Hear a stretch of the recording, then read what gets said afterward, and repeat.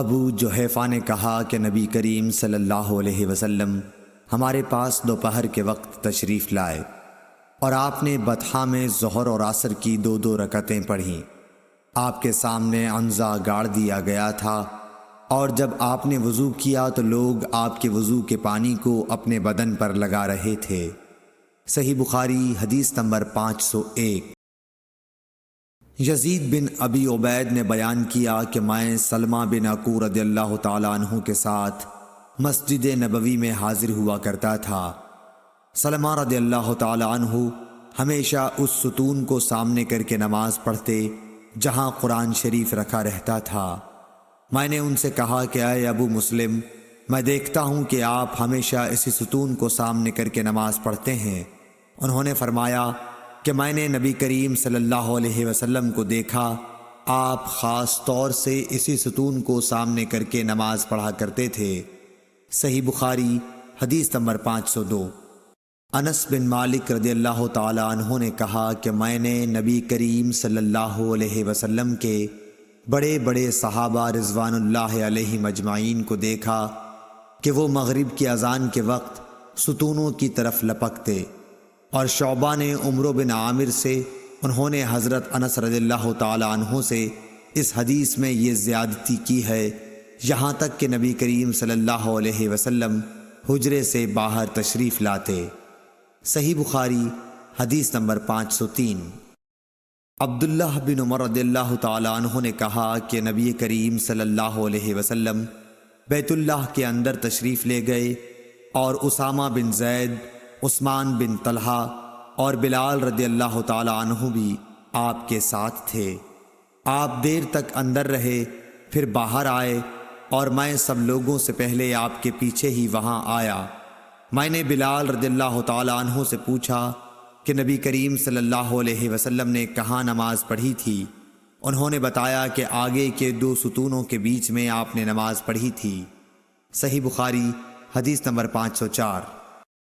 عبداللہ بن عمر رضی اللہ تعالی عنہ سے روایت ہے کہ حضرت صلی اللہ علیہ وسلم کعبے کے اندر تشریف لے گئے، اور اسامہ بن زید، بلال اور عثمان بن طلحہ حجبی بھی آپ کے ساتھ تھے۔ پھر عثمان رضی اللہ تعالی عنہ نے کعبے کا دروازہ بند کر دیا، اور آپ صلی اللہ علیہ وسلم اس میں ٹھہرے رہے۔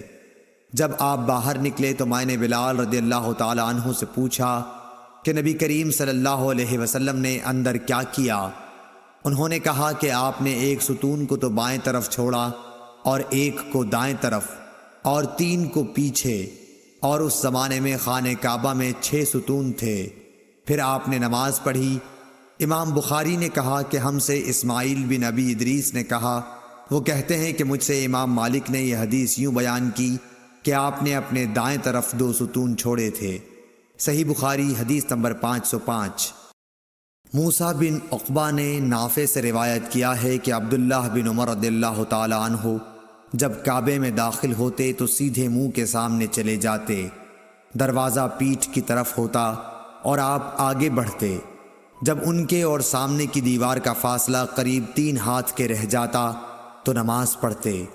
اس طرح آپ اس جگہ نماز پڑھنا چاہتے تھے جس کے متعلق حضرت بلال رضی اللہ تعالی عنہ نے آپ کو بتایا تھا کہ نبی کریم صلی اللہ علیہ وسلم نے یہی نماز پڑھی تھی۔ آپ فرماتے تھے کہ بیت اللہ میں جس کونے میں ہم چاہیں نماز پڑھ سکتے ہیں، اس میں کوئی قباحت نہیں ہے۔ صحیح بخاری حدیث نمبر 506۔ عبداللہ بن عمر رضی اللہ تعالی عنہ نے نبی کریم صلی اللہ علیہ وسلم سے روایت کیا ہے کہ آپ اپنی سواری کو سامنے عرض میں کر لیتے اور اس کی طرف منہ کر کے نماز پڑھتے تھے۔ عبید اللہ بن عمر نے نافع سے پوچھا کہ جب سواری اچھلنے کودنے لگتی تو اس وقت آپ کیا کیا کرتے تھے؟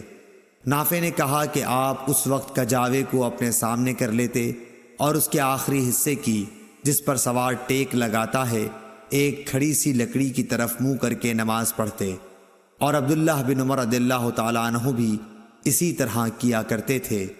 صحیح بخاری حدیث نمبر 507۔ اسود بن یزید نے حضرت عائشہ رضی اللہ تعالی عنہ سے روایت کیا ہے، آپ عائشہ رضی اللہ تعالی عنہ نے فرمایا تم لوگوں نے ہم عورتوں کو کتوں اور گدھوں کے برابر بنا دیا، حالانکہ میں چارپائی پر لیٹی رہتی تھی اور نبی صلی اللہ علیہ وسلم تشریف لاتے اور چارپائی کے بیچ میں آ جاتے یا چارپائی کو اپنے اور قبلے کے بیچ میں کر لیتے، پھر نماز پڑھتے۔ مجھے آپ کے سامنے پڑا رہنا برا معلوم ہوتا، اس لیے میں پائنتی کی طرف سے کھسک کر لحاف سے باہر نکل جاتی۔ صحیح بخاری حدیث نمبر 508۔ ابو سعید خدری رضی اللہ تعالیٰ عنہ نے بیان کیا کہ نبی کریم صلی اللہ علیہ وسلم نے فرمایا، اور دوسری سند، اور ہم سے آدم بن ابی ایاس نے بیان کیا، کہا ہم سے سلیمان بن مغیرہ نے، کہا ہم سے حمید بن ہلال نے، کہا ہم سے ابو صالح سمان نے، کہا میں نے ابو سعید خدری رضی اللہ تعالیٰ عنہ کو جمعہ کے دن نماز پڑھتے ہوئے دیکھا۔ آپ کسی چیز کی طرف منہ کیے ہوئے لوگوں کے لیے اسے آڑ بنائے ہوئے تھے۔ ابو معید کے بیٹوں میں سے ایک جوان نے چاہا کہ آپ کے سامنے سے ہو کر گزر جائے، ابو سعید نے اس کے سینے پر دھکا دے کر باز رکھنا چاہا۔ جوان نے چاروں طرف نظر دوڑائی، لیکن کوئی راستہ سوائے سامنے سے گزرنے کے نہ ملا، اس لیے وہ پھر اسی طرف سے نکلنے کے لیے لوٹا۔ اب ابو سعید نے پہلے سے بھی زیادہ زور سے دھکا دیا۔